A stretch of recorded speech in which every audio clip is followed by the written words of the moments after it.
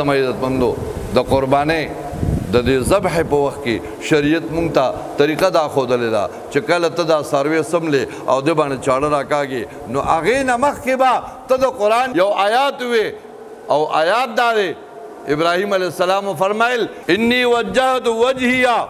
ما خپل مخ مخامخ کړی دی چاته للذی هغه ذات ته فطر السماوات والارض چې کوم ذات اسمانونو او ځمکې پیدا کړي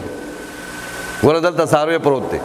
ته په هغې باندې چاړه راکاږې دې وخت شریعت وایي ته ده ووایه انی وجهت وجهیا ما مخ کړی دی د خپل مخ مې اړولی دی للذي هغه ذات ته فطر السماوات والارض چې کوم ذات اسمانونو ځمکې پیدا کړي دي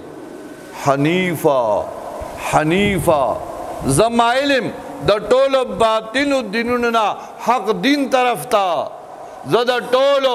باطل دینونو نه حق دین طرف ته مایل یم وما انا من المشرکین او نیم زه د مشرکانو نه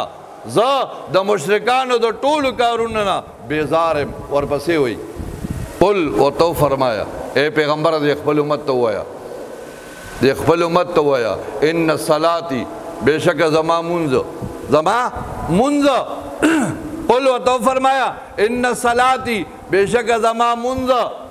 قل ان صلاتي ونسکی او زما قربانی زما منځ زما قربانی قل ان صلاتي ونسکی ومحیایا او زما زندگی زما ژوند ومماتی زما مرګ